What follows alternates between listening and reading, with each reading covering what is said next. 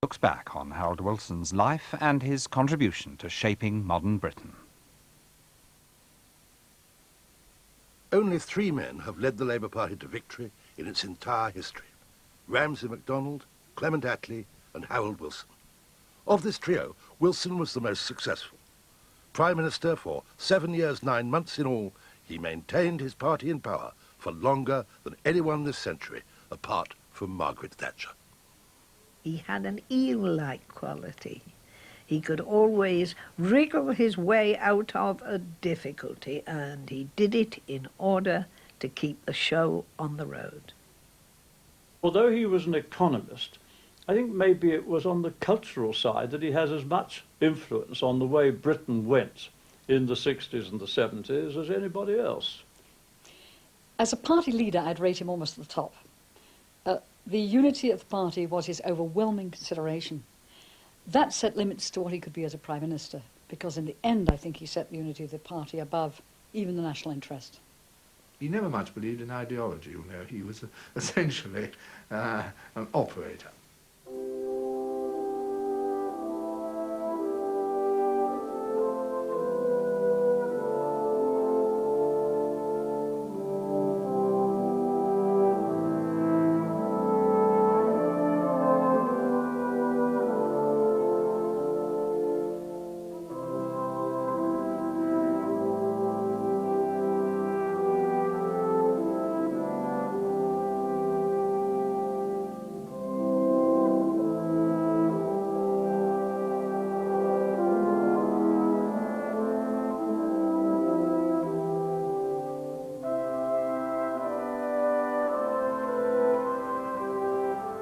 Milnesbridge in the Colne Valley in the West Riding of Yorkshire, the birthplace of James Harold Wilson. He was actually born at 4 Warnford Road, Cowersley, a modest terraced house into which his father and mother had moved in 1912. Harold was 6 years younger than his sister Marjorie. He was the apple of his parents' eye. He came from not a working class family, but a lower middle class family. His father was an industrial chemist, and he was always deeply rooted in his childhood in Yorkshire. The nearest big town was Huddersfield, and the young Harold became a devotee of its football team, doing very well at the time. He went with his father to virtually all of its home matches. The other fixed point in his life was the local Baptist chapel. He went there to Sunday school every week, though the family was really Congregationalist. At the age of 4, he started going to New Street Council School, and he was to stay there until he was 11. Well, Harold was an efficient, methodical, ambitious young boy. He could have succeeded at anything. In 1927, he won a county minor scholarship to Royds Hall Grammar School in Huddersfield.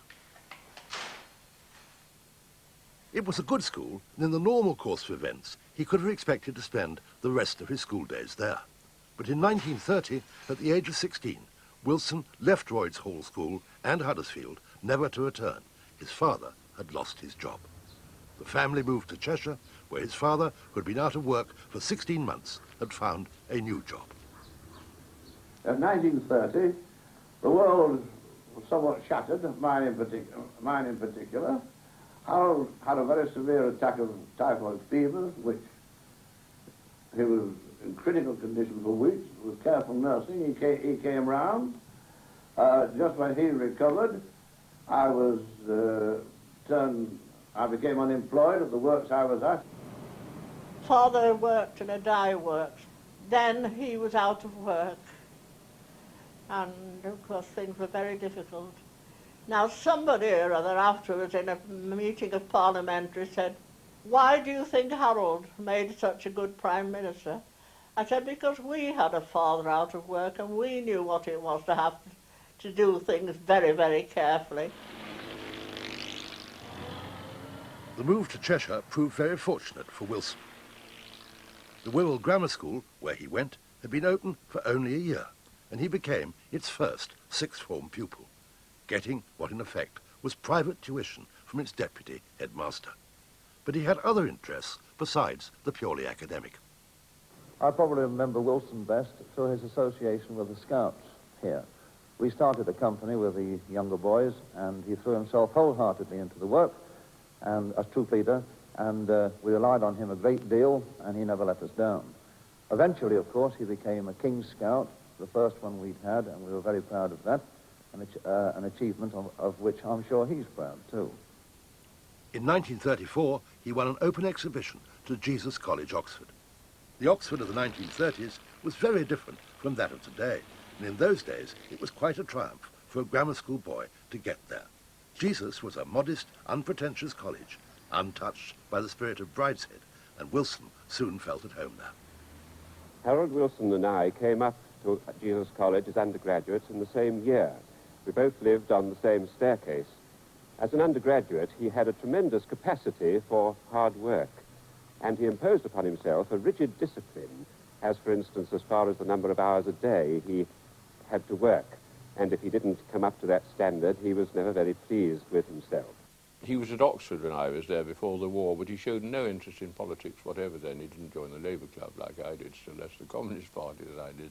When I was Labour councillor in Oxford and Labour candidate for the city, I was not aware of Harold Wilson playing any part in Labour politics. I didn't know of his existence. He took a first-class degree in politics, philosophy and economics, the best of his year, and soon came under the wing of the distinguished academic Sir William Beveridge, who got him a research fellowship at University College, of which he was master.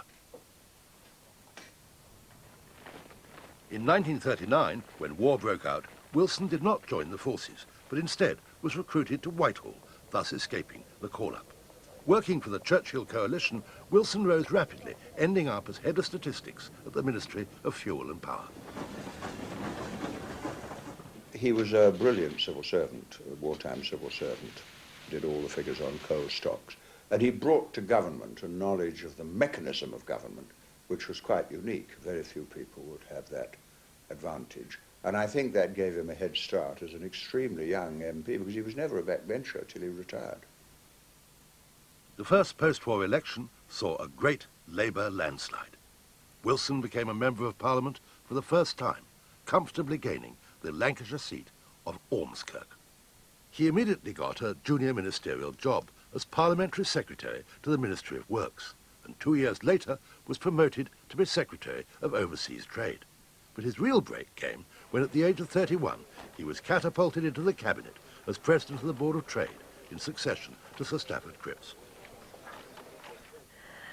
When Stafford Cripps was promoted to the Treasury, he said to me, well, Barbara, you won't want to come to the Treasury, too dull for you. That Harold Wilson is going to succeed me as President of the Board of Trade, so you could be with Harold.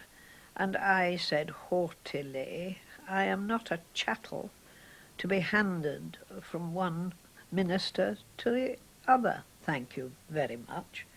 Well, Harold must have heard of this, because he sent for me and he said, please, Barbara, would you remain as PPS and do me a favour? It didn't take long for him to make his mark. I've just come here straight from the House of Commons, where I've just announced the ending of the clothing rationing scheme. This doesn't mean that we are going to slow up on our export drive for clothing or for textiles. It does mean that the supplies that are available will now be open to all to buy in the shops without having to surrender coupons. In the 1950 general election, he fought the new constituency of Huyton, just outside Liverpool, scraping in by only 800 votes. But Wilson had not finished with living dangerously.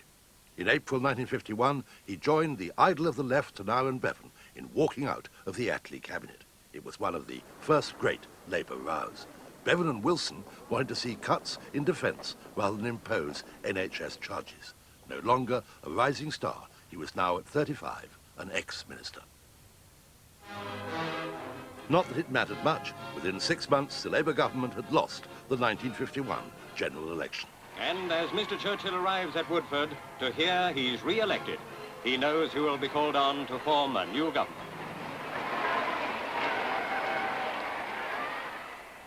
When Attlee retired, there wasn't much room for Wilson in the new Labour leadership, consisting of the leader, Hugh Gaitskell, the deputy, George Brown, and the chief whip, Herbert Bowden.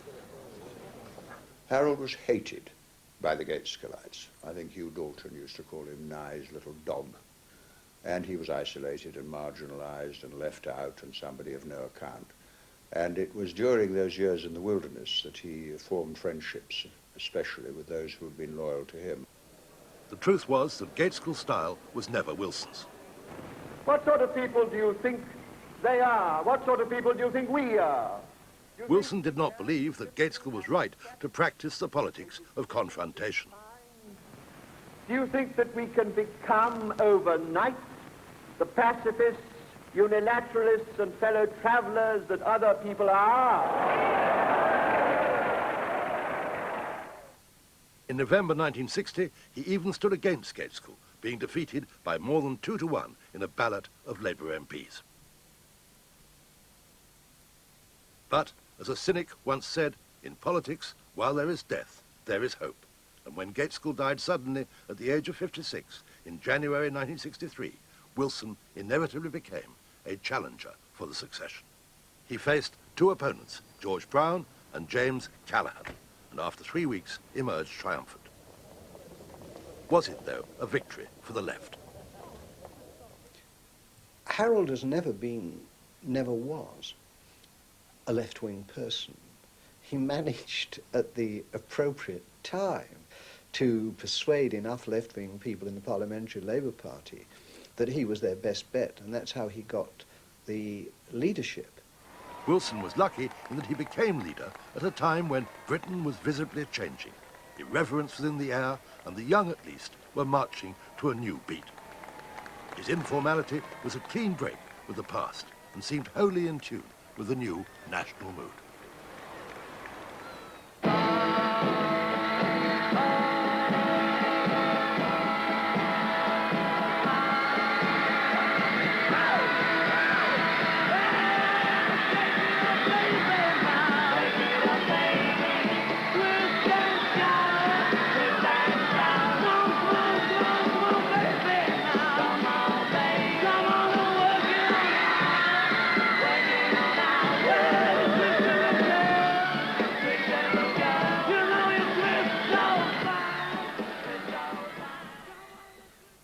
He did what Tony Blair is now doing. He struck a new note. In all our plans for the future, we are redefining and we are restating our socialism in terms of the scientific revolution.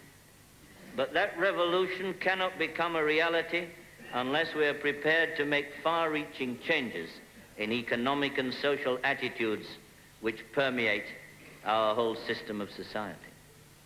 The Britain that is going to be forged in the white heat of this revolution will be no place for restrictive practices or for outdated methods on either side of industry.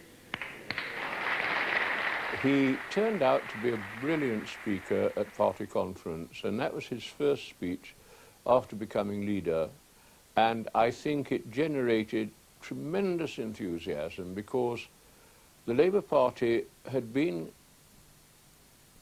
to some degree at a loss what to do because it had carried out the whole of its policy under the Attlee government between 1945 and 51, and it was looking for a new theme, and Harold gave it one in technology. What he was saying was that if you don't plan technical change, we will all be burned up in technical unemployment. That's what he was saying. The white heat wasn't Mr. Wilson dashing around in a white coat with a blow lamp modernising the economy. It was warning us that if socialism had never been invented, it would be needed now to cope with technical change.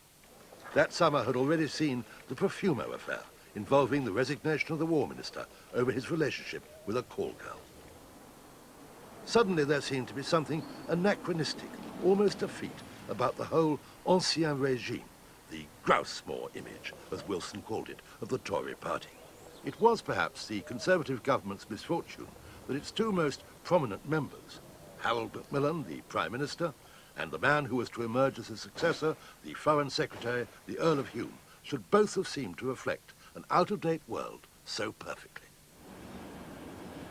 The man who was determined to put an end to their rule travelled the country tirelessly with his entourage. It was a new style of campaigning which left nothing to chance.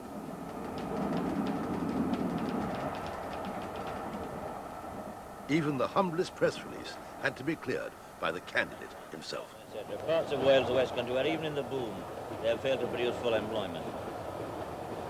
Government are talking of putting on the brake. He was the producer, impresario and director of the whole show. By now, he had also become a considerable star in his own right, with a stand-up comic's sense of timing. About a week ago, I saw the Prime Minister on television.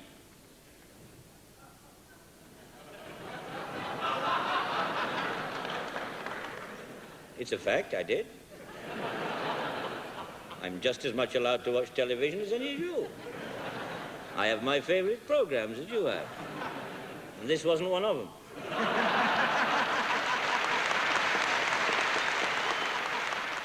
Wilson was quite extraordinary. If he decided to do something, he could do it. He decided to have a sense of humour. I think he's the only person I've ever known, possibly the only person who's ever existed, who decided to have a sense of humour. The election campaign represented almost the development of a personality cult. Very anxious to show the popular touch that he thought the other party leaders lacked, Wilson threw himself into the American-style politics of pressing the flesh and working a crowd. He had already found the appropriate classless symbol in a Ganex Mac, and he wore it remorselessly, in public anyway. Britain has just held a general election when 28 million people voted. His reward came on October the 15th, 1964, when almost exactly 5 years after it had last returned the Tories to power, the nation voted to throw out the Conservatives and install Labour in their place, if only by a majority of 4. The seat that tipped the balance was Meriden in the West Midlands. Could we, oh, we haven't got the state of the party board on that just yet. This, of course, it was of critical importance, and it now does make it virtually certain, beyond all possible doubt, that the Labour Party will have its necessary 316. And in the light of that success, what are they thinking down at Transport House? Peter Woon, come in. Here we are.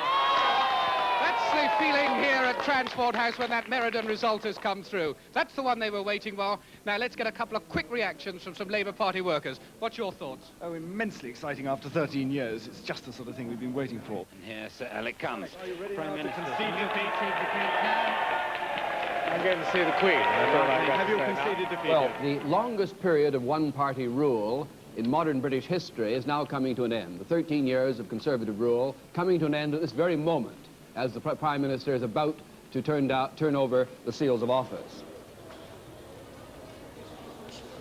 So, at 48 years of age, Mr. Wilson became Britain's new Prime Minister. Within 24 hours, he'd announced the members of the new cabinet. They came to number 10 Downing Street for the first cabinet meeting. But as the new ministers assembled, some from the old unreconstructed Bevanite left, others from the former Gaitskellite hard right, what was the atmosphere like? It was full of argument and debate. Was the sense of being at the really humming, dynamic centre of government. Harold positively contributed, perhaps almost too much at that time. But then he had a cabinet, well, people who had not had any experience in government. He always was very anxious to have a generated titular majority. And if he didn't naturally have one, then he'd add people to the cabinet who he knew would go along with him. I pointed out to him that he had half a dozen ministers whom everybody thought to be entirely useless. And he replied, "Yes, but you don't understand. The weakest members of my cabinet are those who are most loyal to me." It was at first the archetypal left-wing government, believing that you could actually build a new Britain. Tower blocks at that moment were the most convenient tool to hand. There was also a keen interest in industry, with the new Prime Minister busy touring factories and by no means shy of being seen on the shop floor.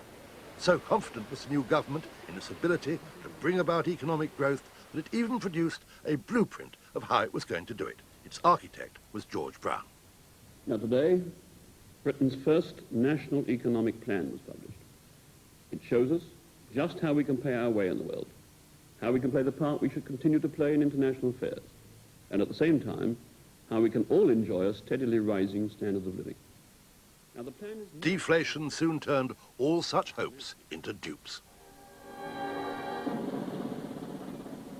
From the start, Wilson, whatever the difficulties at home, was determined to show that Britain still had a place at the top table.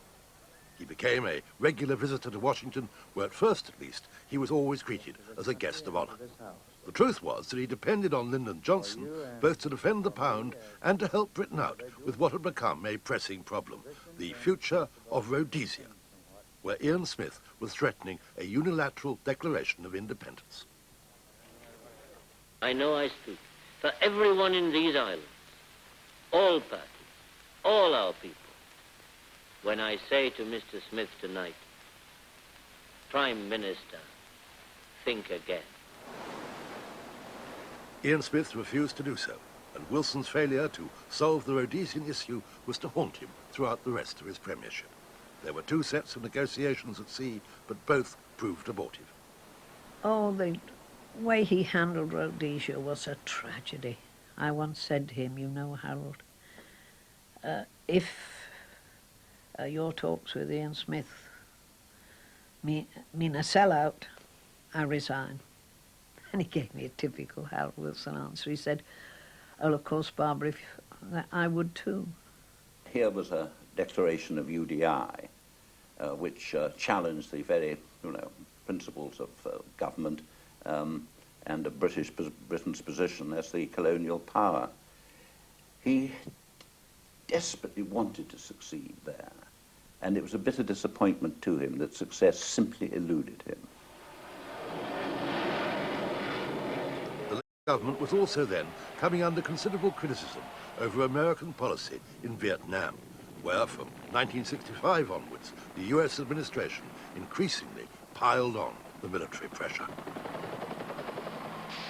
Many in the Labour Party looked on aghast as all the techniques of modern warfare were applied to bring the Viet Cong to heel. But the British government was too dependent on economic American goodwill to denounce what was going on. The youth of Britain suffered from no such inhibitions. Harold used to say to me, don't you realize that the one thing the Americans are demanding from us is that we send in British troops to back them up? And I've always refused that. To his credit, that is true. And there was always something to Harold's credit. I don't make any mistake about that. But that wasn't enough. Wilson's own military moment of truth came over Aden. It was the first east of Suez possession from which Britain withdrew. And the summoning of the legions back home over the next couple of years really meant the end of empire. It was certainly not what the Prime Minister had intended when he came to office. I don't think he had a very powerful sense of direction, and he was extraordinarily over-optimistic about the situation, what I used to call the Walter Mitty factor. I mean, he said our frontier was on the Himalayas, for example, when there was war between India and China. He thought that the trouble with Smith in Rhodesia would be over in weeks, not months. And this, I think, vitiated his leadership and led people, I think, both in the country and in the party, to doubt his judgment. He did have a great number of dreams of empire. And as it suited Lyndon Johnson to encourage those dreams of empire, to encourage Britain to maintain a world power, Harold Wilson got very easily into a position in which he was pursuing 2 incompatible objectives. At home, though, the Wilson bandwagon rolled on. His government had survived with a tiny parliamentary majority for 18 months. Then, with immaculate timing, he called a general election for March the 31st, which resulted in a massive Labour majority of 97 seats. Then he got this huge majority in '66, and it began going wrong then, really. the seamen's strike, when he talked about politically motivated men. I thought we were all politically motivated. And the national plan collapsed. And from then on, I think he was fighting an uphill battle. The forward market is quite erratic today, so chaotic conditions here. We're 68.63, 93.88. The sector of the front on which he was most vulnerable lay in the money markets. His personal policy of opposing devaluation at any price was first challenged in July 1966. A group of his cabinet colleagues insisted that Britain now needed to cut its coat according to the available economic cloth. But Wilson, who was on a visit to Brezhnev in Moscow, effectively put down the revolt when he got back to London. The biggest mistake he made during the 64-70 periods we were in office was to not only to oppose devaluation, but to refuse to allow the cabinet to discuss it. When one or two ministers, Jenkins I remember was one, raised the issue, he was told, well, it's nothing to do with you. I don't think it was a mistake, although I can see the case for devaluing them. The political circumstances were entirely different in those days. We were one of the two leading currencies in the international financial world. People held their reserves with us.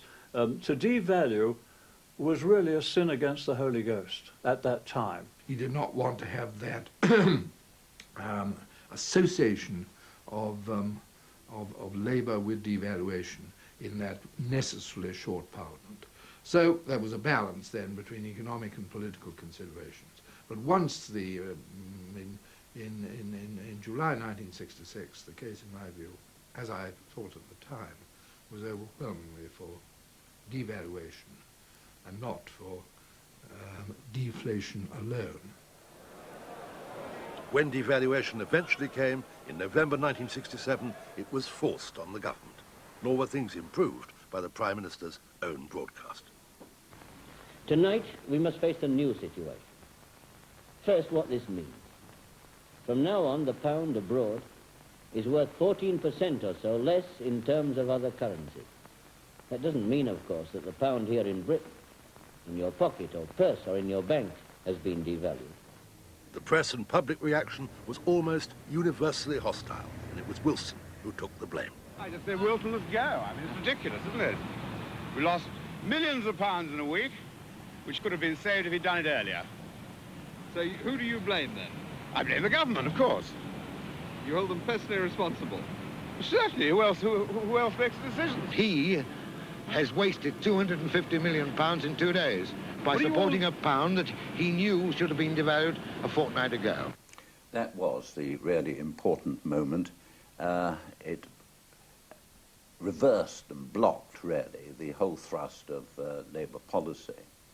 And one of the lessons to be learned from Harold Wilson's experience is that if you haven't got the so-called macroeconomic policies right, i.e. competitive exchange rate, amongst other things, any amount of microeconomic interference, of merging and recreating and founding new industries and so on, will not see you through.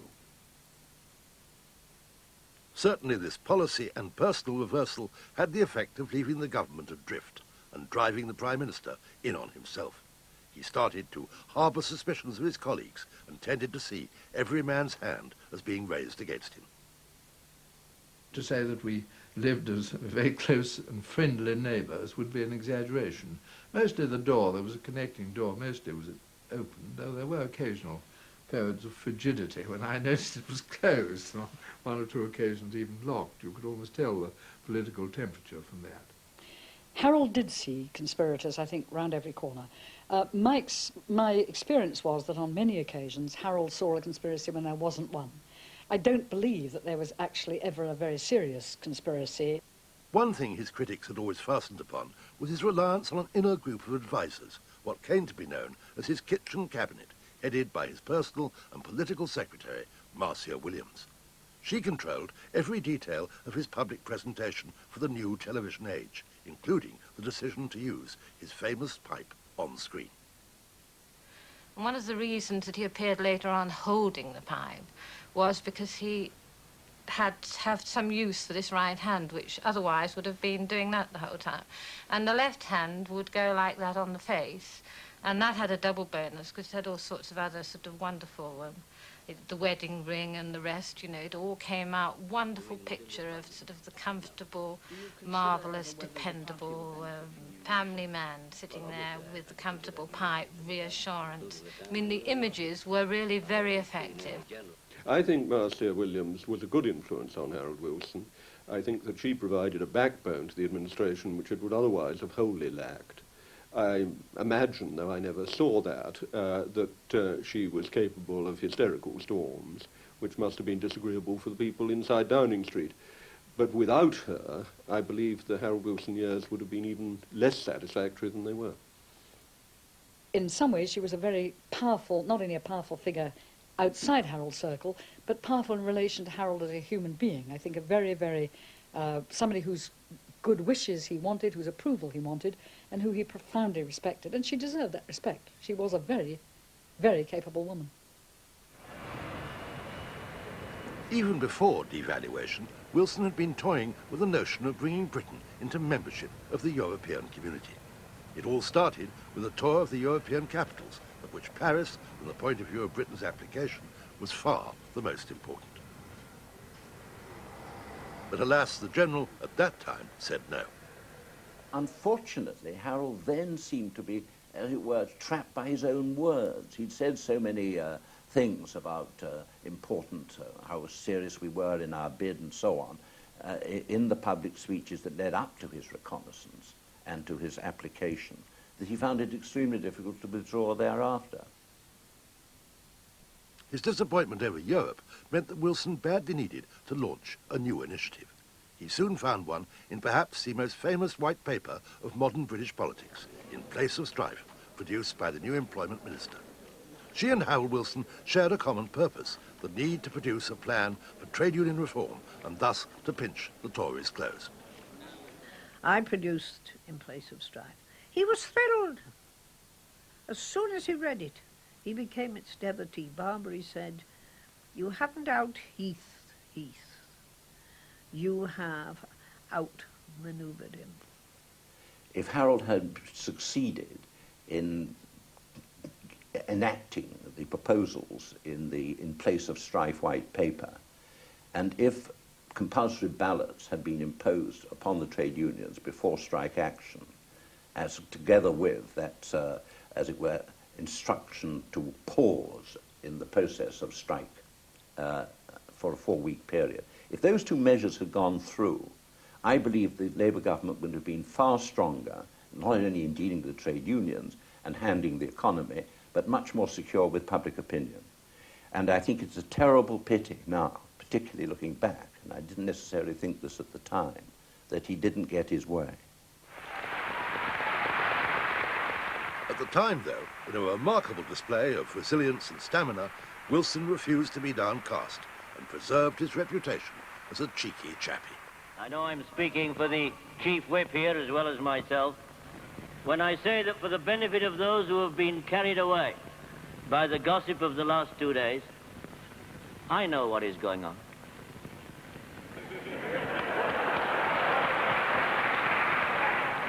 I am going on. Ironically, the failure of the Wilson government's scheme to reform the unions did not adversely affect his popularity. This was mainly due to the new Chancellor Roy Jenkins, who after 2 years' hard slog suddenly found the terms of trade turning in his favour. In his April 1970 budget, he could afford to sound almost indulgent. Last year, and the year before, I had to explain why I was introducing a hard budget. This time I don't have to do that. While I certainly don't regard this one as a soft budget, virtually everything in it is a benefit. The whole cabinet had been consulted about the election date, and Wilson called it for June 1970.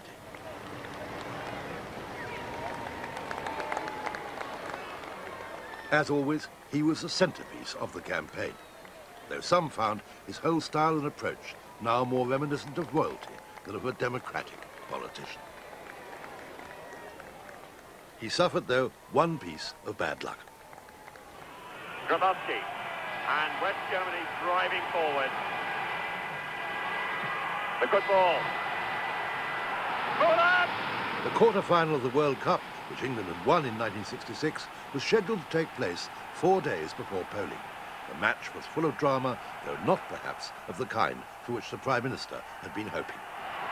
And the whistle's gone, and West Germany have beaten England and gained revenge for 66.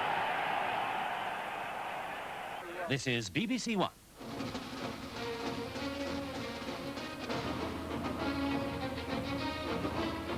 We ought to go to Robert Mackenzie now. One more loss for Labour, and it has lost its majority in the House.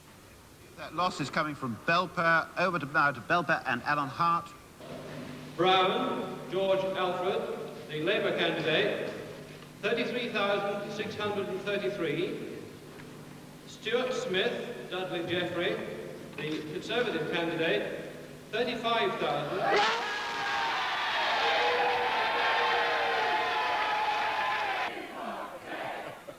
The election result may have been a surprise, but perhaps it was preordained. The Conservatives won, and Edward Heath replaced Harold Wilson as Prime Minister. The campaign wasn't, frankly, a very brilliant campaign. It was too relaxed altogether. But it's very difficult to judge these things at the time. And who could have predicted that at 1 month adverse trade figures, you know, when we bought 3 jumbo jets or something like that, and therefore distorted the monthly figures for the balance of payments, would have occurred just at that time and with such a devastating effect? He didn't expect to be defeated, and in the weeks that follow, when I saw something of him as a newly elected Labour backbench Member of Parliament, I saw him, first of all, demoralised in a way which I hardly ever saw him during even the worst days of the Labour government, and I saw him in a very bad temper, really ratty. I certainly thought we were going to win myself until a few days beforehand, when one felt the atmosphere begin to change, as one does during the course of an election campaign. And I think he was rather surprised when we didn't. And he was determined after that to win the following election and to get his own back and to beat Ted Heath. For the man who had been Prime Minister for 6 years, being Leader of the Opposition obviously offered more opportunity for leisure. And in the Sillies, Wilson enjoyed it. For the first year, however, most of his time was taken up with writing his memoirs, which made him a relatively rich man. But it was still not an easy time. I think the period of opposition from 70 to 74 must have been the most unhappy and difficult that any Labour leader has ever experienced. Reasons for that: one, the party was falling apart in disagreement over common market policy. Second, the party moved radically to the left on the National Executive Committee, particularly led by Tony Benn with his ideas of a command economy. And thirdly, the trade union movement had not forgiven the Labour government for its attempts to legislate to reduce their powers to strike. Ted Heath's abortive Industrial Relations Act and the protests of the trade union movement enabled Wilson to some extent to mend his fences with the trade unions. But it was the 3-day week and the power cuts of the winter of 1973-4, the product of the government's confrontation with the miners, that prompted Heath to appeal to the country. At first, the omens for Wilson did not look good. He dared not associate himself with my appeal because he knew that his own position, his own title of leader of the Labour Party, depended upon the support of the extremists who were hell-bent upon a strike.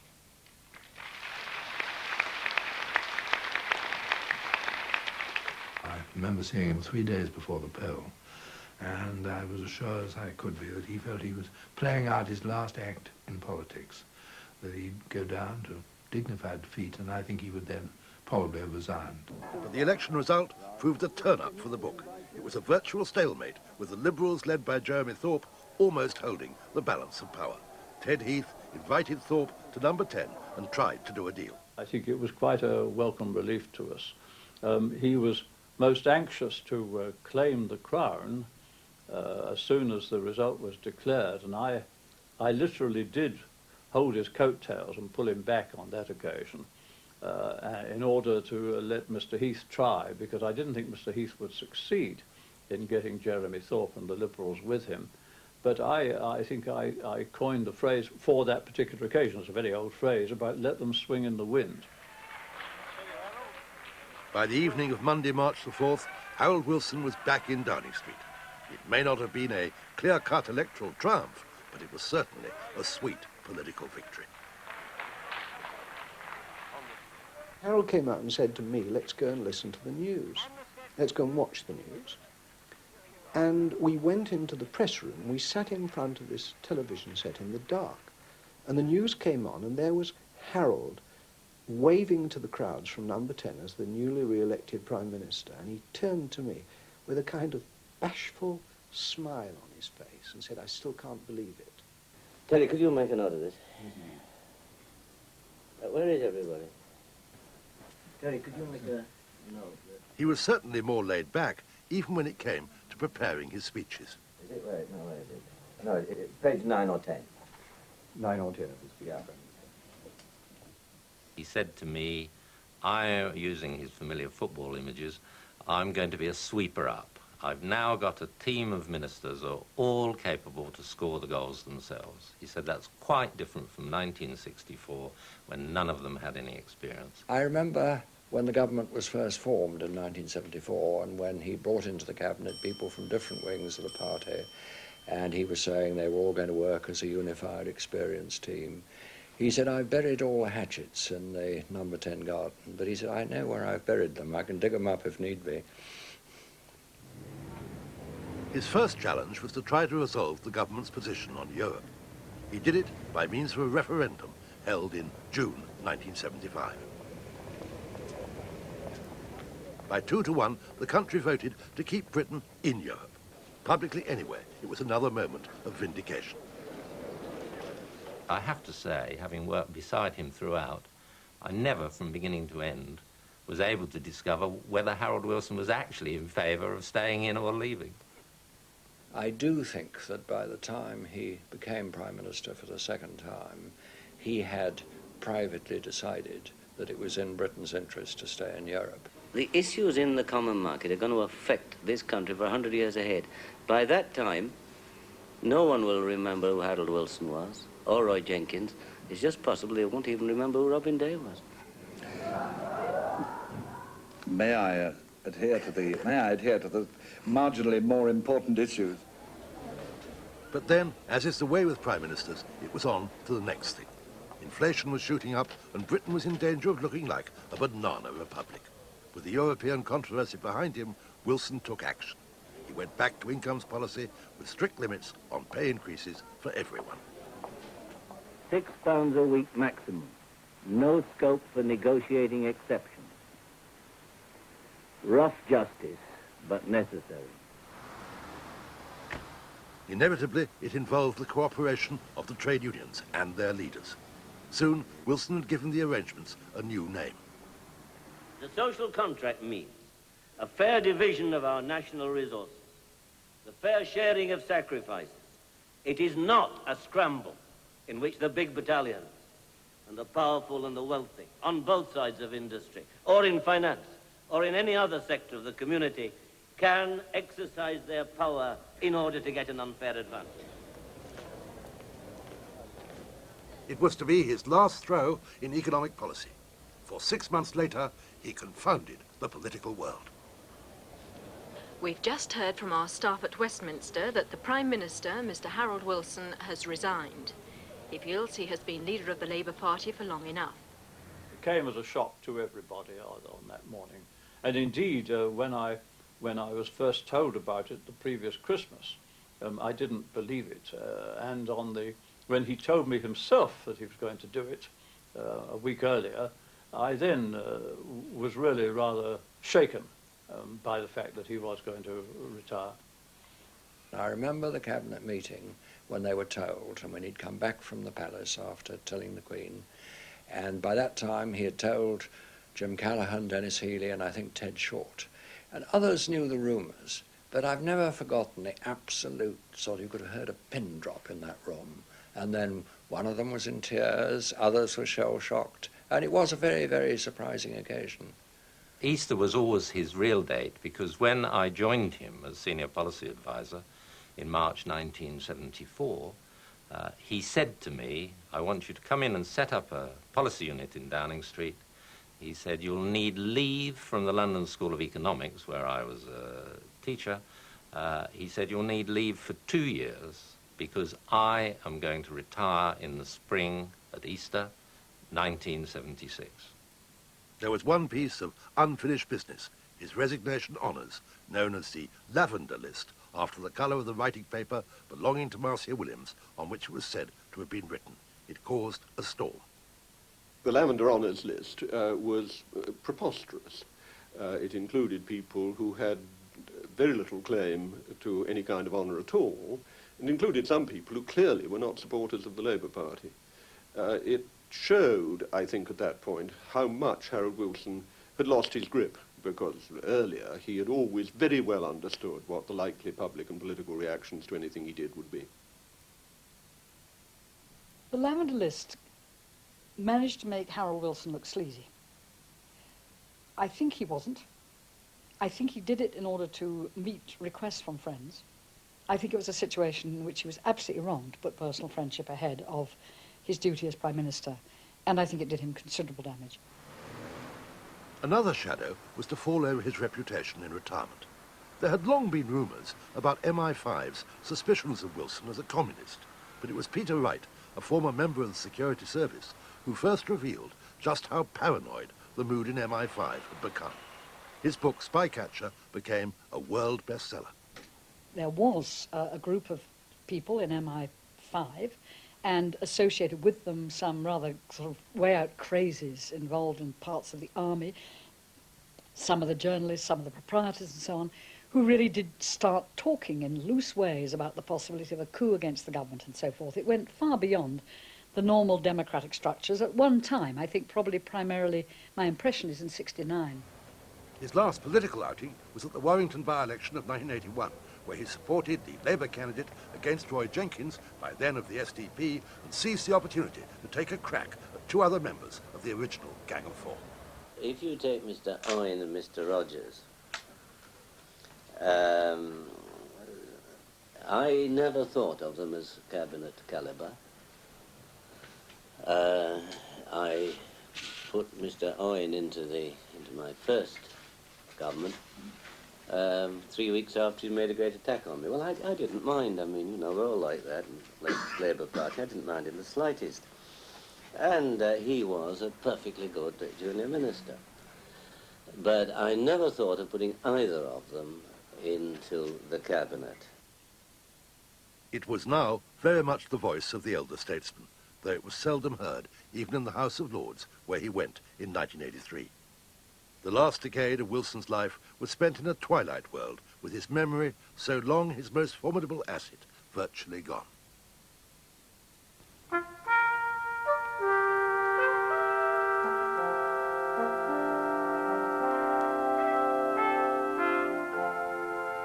He maintained an interest in education, only fitting for a politician who could claim to have been the godfather to a new sort of university. If Harold Wilson had done nothing else in his life, the Open University would be a monument worthy of any man, and I think he should deserve the credit for it. He worked against all the opposition, and it was formidable to force that through, and it was a triumphant success. He was determined that people who hadn't had the good luck like him, or me for that matter, to get scholarships to Oxford should have a chance to get degrees in later life. What otherwise, though, was his legacy? The breath of fresh air that he brought into British politics after 13 years of Conservative rule was most important, and he was the midwife of changing a great deal of our thought about this country, about our relationship with the Commonwealth, about the withdrawal from Suez, and about our entry into Europe. I think Harold had a clear vision of what a modern Britain would look like. I think he was a man with no time for class distinction, a man who could see what class distinction had done to divide Britain and to hold it back. But he was not a man with the kind of overwhelming, sustained, simple vision that could unify the country. It was very much a question of after me the deluge. I mean, I think a lot of dragon's teeth were sown in the Labour Party during Harold Wilson's leadership. And as is the case with dragon's teeth, their results came out afterwards, and you moved within 3 years of Harold Wilson giving up the leadership into a position in which the Labour Party became unelectable for a generation, for half a generation. I have no doubt at all that if Harold Wilson had not suddenly and mysteriously resigned in 1976, we would never have lost the 79 election, and Margaret Thatcher would never have entered number 10 Downing Street. His real legacy to the Labour Party was the proof that we could win.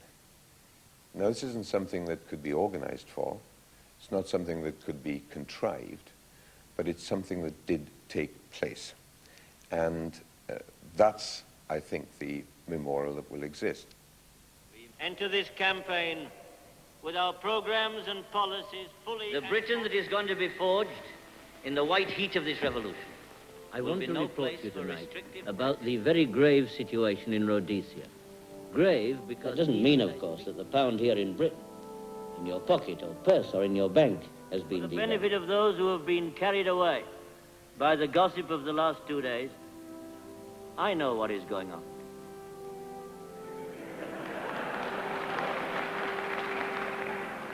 I am going on.